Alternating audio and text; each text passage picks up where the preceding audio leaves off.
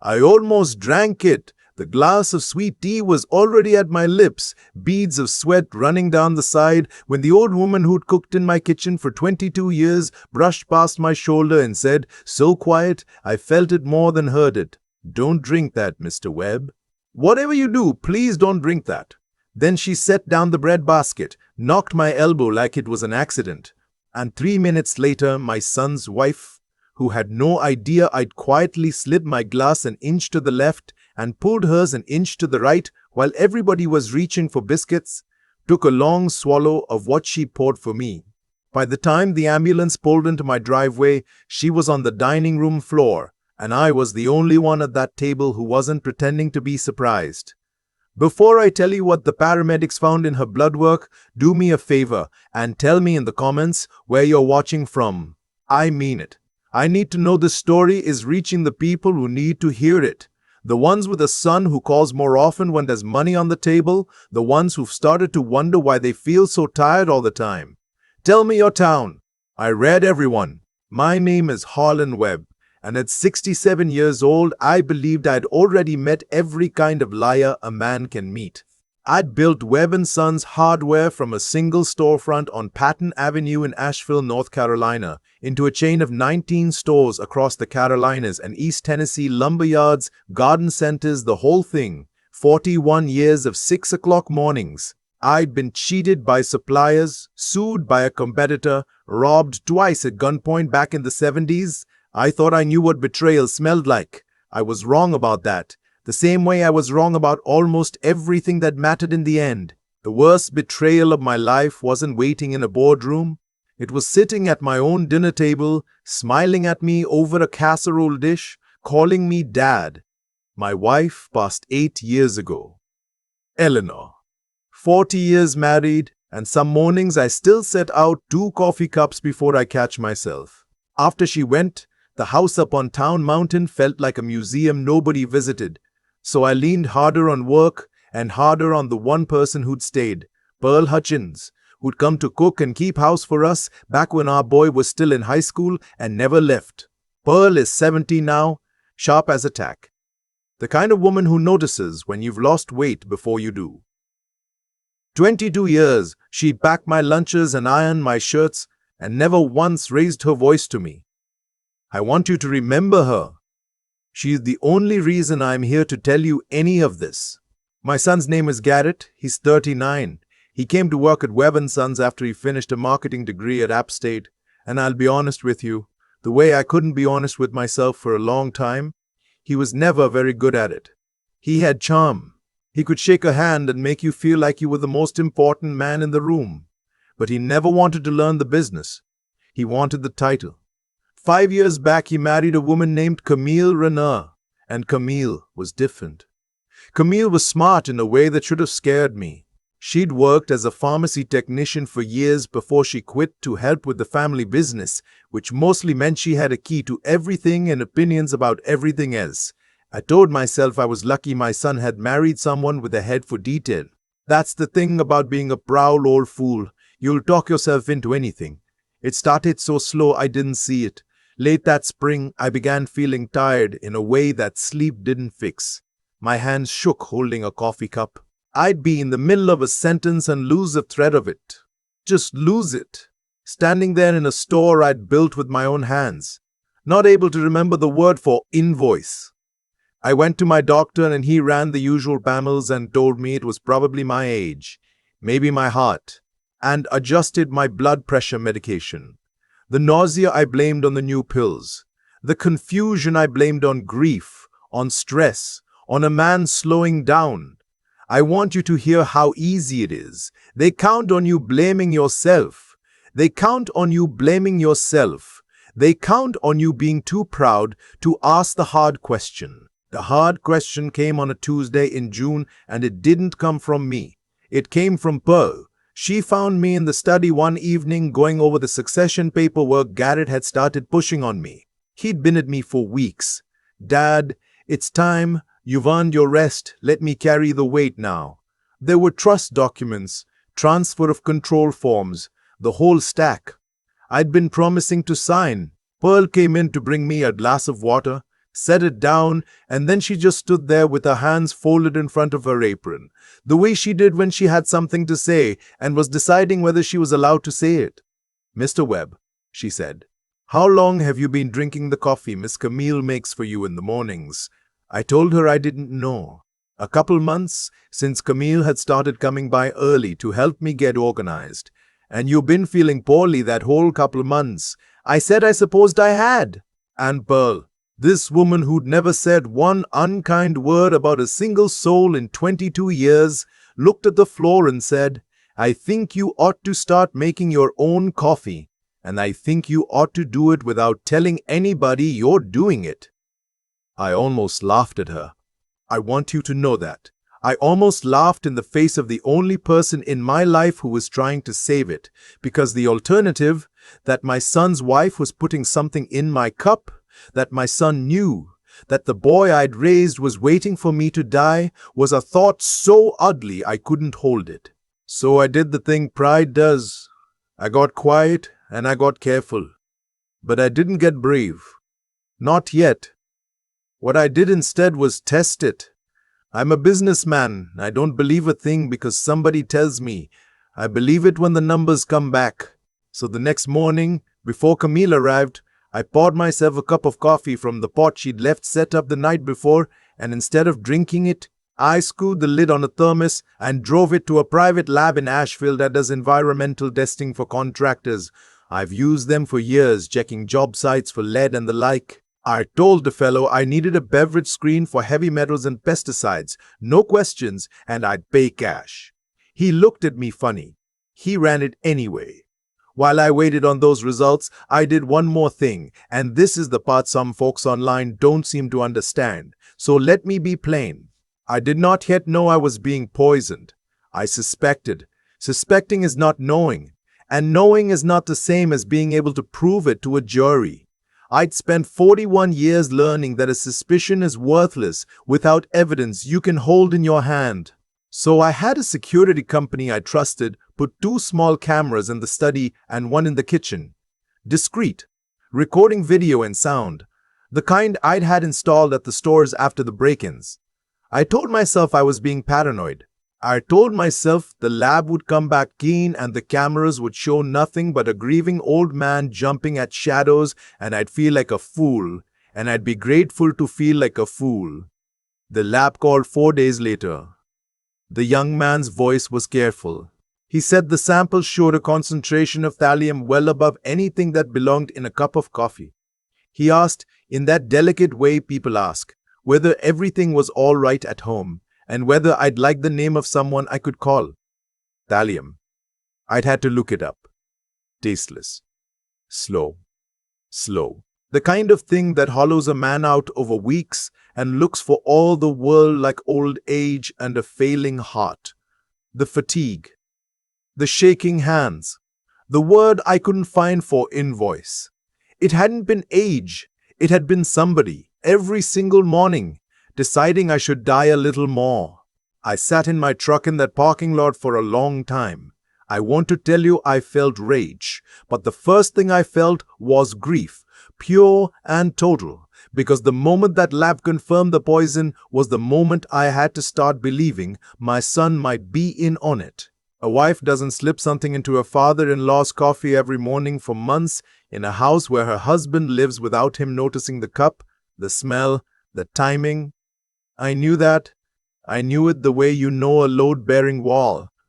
So I watched the footage. Every night for 2 weeks I sat in that study after Pearl went home, and I watched the cameras, and I made myself look. The first clip that gutted me was Camille at my kitchen counter at 6:15 in the morning, taking a small amber bottle out of her purse, tapping it twice over my blue coffee mug, the one Eleanor bought me in Charleston, and stirring it with a spoon, calm as anything.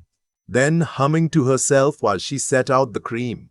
The second clip was worse. It was the 2 of them in my study, Garrett and Camille, when they thought the house was empty. I'm not going to repeat to you everything my son said about me on that recording, because I've spent a long time trying to forget it. But he talked about how slow it was going. He complained that I was hanging on. He laughed. That's the part I couldn't get past. My boy laughed about how long his father was taking to die. There was more. They talked numbers. Webb & Sons was worth around 14 million on paper. And there was the property. And there was a life insurance policy. 750,000 that I learned when I started pulling records Garrett had taken out on me 8 months earlier, with himself as the beneficiary.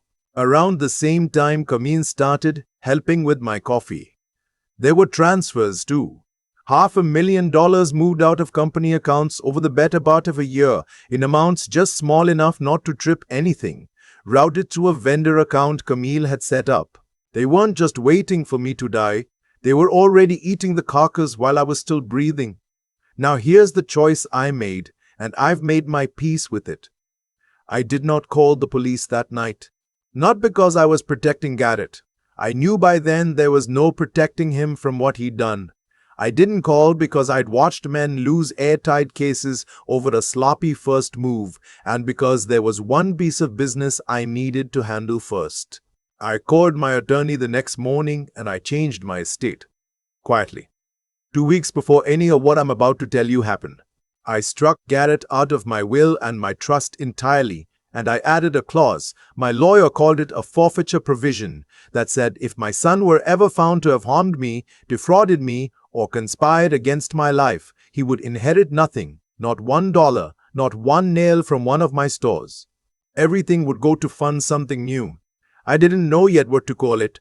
I just knew where it had to go. And I took care of Pearl.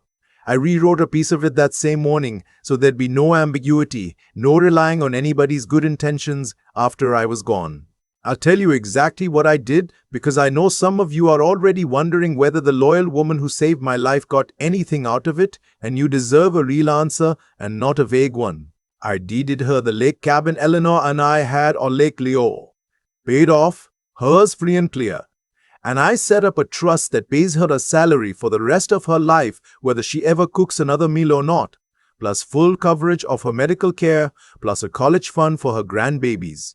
I'll tell you why she earned every cent of it later, because the reason matters more than the money. So, my son had tried to murder me for $14 million and an inheritance I had already made certain he would never see. He poisoned his own father for nothing. I want you to sit with that the way I had to, which brings me back to the dinner, the signing dinner. Garrett set it up. He said the family should mark the occasion of the succession with a meal, all of us together, the lawyer coming by after to make it official. Camille cooked. Well, Camille brought things, and Pearl cooked, the way it always went. I told Garrett I was ready to sign at last, and I watched the relief and the greed fight for room on his face when I said it, and I understood then that they'd planned the final dose for that night. Sign first, die after. A heart that finally gave out in a grieving old man no autopsy anybody would push for. The company in the boys' hands by Monday. What they didn't know was that everything was already recorded, already with my attorney in a sealed envelope, already irreversible. What they didn't know was that I'd been making my own coffee for 2 weeks and pouring theirs down the sink. And what I myself didn't know, until it happened, was that Pearl had decided she wasn't going to let it get as far as my plan needed it to get. She didn't know about the cameras or the lawyer, or any of it. She just knew what she'd seen, and she decided on her own that she would rather lose her job than let me drink another poison thing in her presence. That's why she whispered to me at the table. That's why she knocked my arm. She was protecting me with the only tool she had, her own 2 hands and her own courage. She had no idea I was already 3 moves ahead. And in the chaos of her bumping the table, while Garrett cursed about the spilled tea and reached for napkins and Camille fussed about her blouse, I did the small, quiet thing I'd come there ready to do if the moment offered itself. I switched the glasses. The one Camille had set in front of me, the one she'd poured herself with her back half-turned, I slid in front of her. And Camille, distracted, annoyed, certain her plan was running on rails, picked it up and drank. You already know what came next. She was on the floor inside of 5 minutes. Garrett was on the phone calling 911, and I'll tell you, I'd raised that boy and I taught him a great many things. And one of the things I taught him, without ever meaning to, was how to perform. His voice cracked in exactly the right places. He said, "She just collapsed," and "I don't understand," and "Please hurry." But I'd watched the footage too many nights by then. I knew what my son's real face looked like, and the face I saw kneeling over his convulsing wife wasn't terror. It was calculation. He was already solving the new problem. The paramedics worked fast and got her to Mission Hospital. In the emergency bay, a doctor, a tired-eyed woman with her hairpin back, her badge said Dr. Okafor, started asking the questions that change everything. Allergies. Medications. What had she eaten? What had she drunk? Garrett did all the talking, smooth as glass. And then Dr. Okafor looked at the readings, at Camille's constricted pupils and the rhythm her heart had fallen into, and she got very still, and she ordered a heavy metals panel, and she turned to me and asked which glass had been meant for me. I told her the truth, more or less. I said there'd been confusion at the table, that drinks got mixed up, that my daughter-in-law had drunk from a glass that may have been intended for me. Dr. Okafor ordered blood work on me too right there. And then she did the thing the law requires. She called the police because a suspected poisoning isn't a private family matter. It's a crime. And Garrett's smooth face flickered for just a second when the officer walked in, and I saw him reach for his phone and start typing fast. And I knew he was warning Camille's people or deleting something. And it didn't matter. It was already saved. My results came back showing the chronic exposure, months of it, exactly as the lab in town had already told me. Camille's came back showing an acute dose, the kind meant to finish a thing. The detective they sent was a calm woman named Reyes, and when she came to talk to me, I made a decision I want to be honest about. I didn't tell her about the cameras right away, not because I was hiding anything from her, because I'd learned in business never to lay your whole hand on the table until you know who you're playing with. I needed one day to be sure I could trust her, to talk to my attorney, to make certain that when I handed over what I had, it would land like a hammer and not get tangled in some procedural mistake. The next afternoon, I told her everything. I gave her the footage. I gave her the lab report I'd paid for in cash. I gave her the insurance policy and the bank records. Detective Reyes watched 10 minutes of my son laughing about my death, and when it was over, she set the laptop down very gently, like it was hot, and she said, "Mr. Dather, Webb, I'm so sorry." That's when I went looking for Pearl. I found her the next morning at her little Methodist church off Merriman Avenue, sitting alone in a back pew. She'd been crying. When she saw me, she started apologizing for not telling me sooner, for being scared, for all of it. And I sat down beside her and took her hand and told her she had nothing on this earth to apologize for. And then she told me the thing I'd never known, the thing that explains everything she did. 16 years ago, when Pearl's husband had his stroke, the medical bills nearly took their house.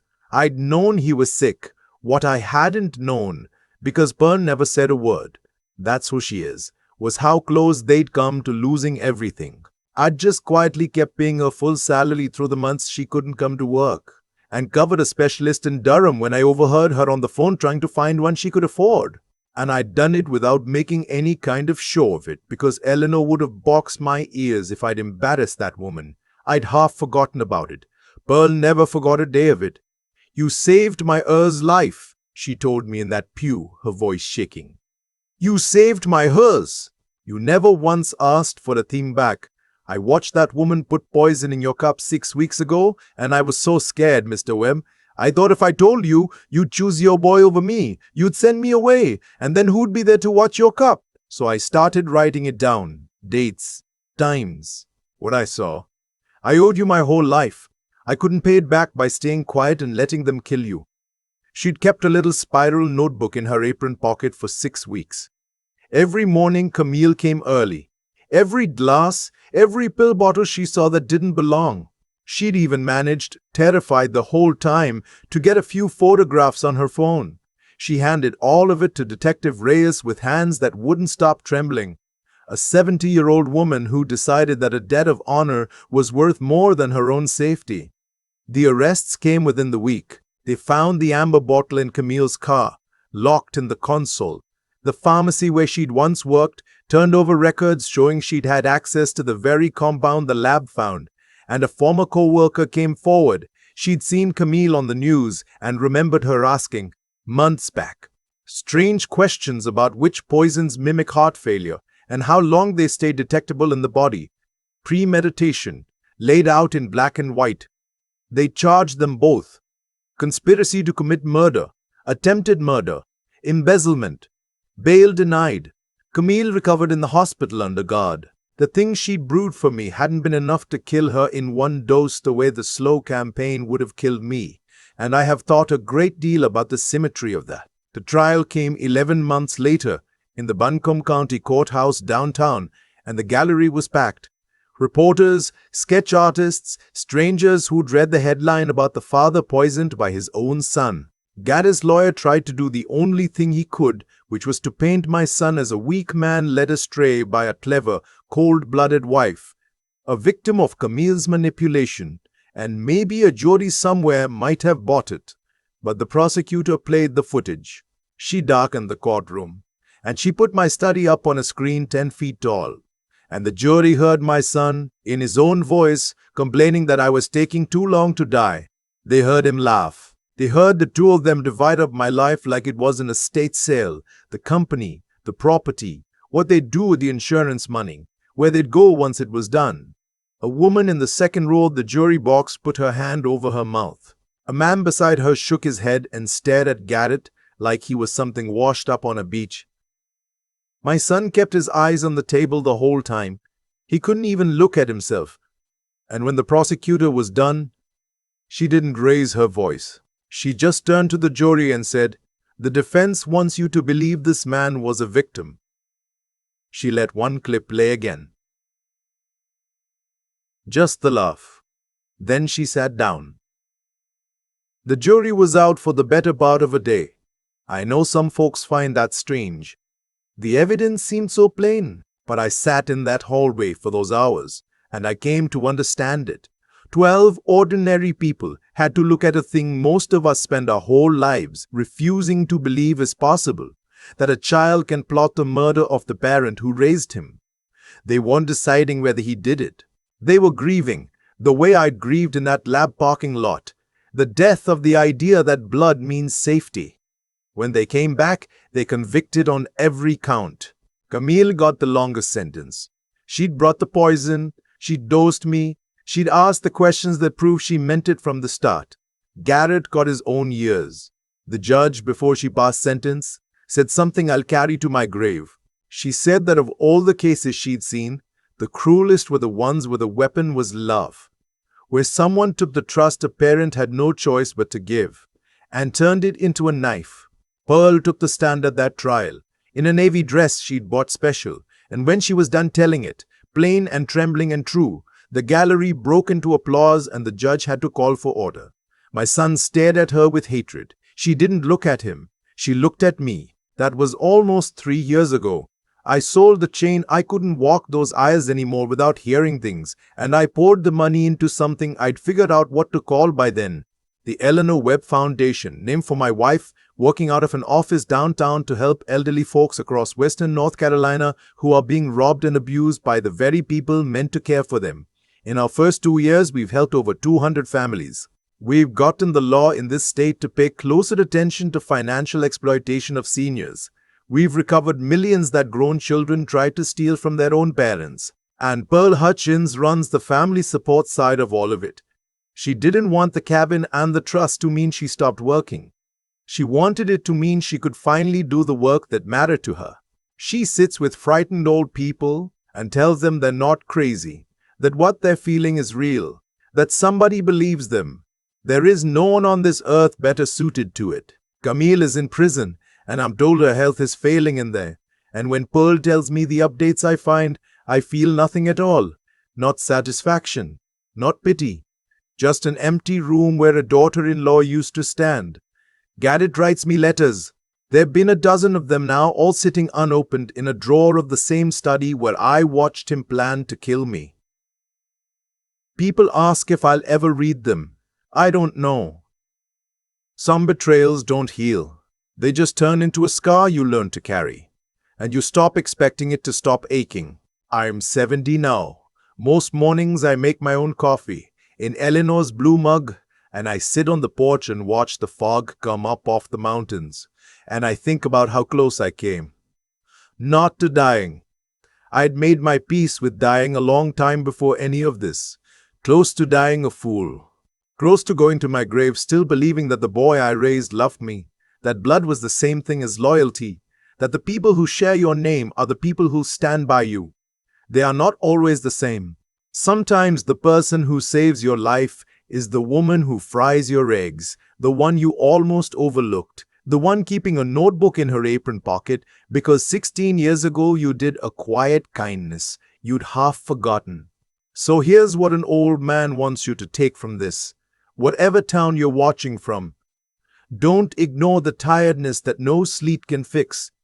Don't blame your age for everything that's stealing your strength. When somebody who stands to gain from your death suddenly can't do enough for you, ask the hard question, even if the answer breaks your heart, because the broken heart is survivable and the alternative is not.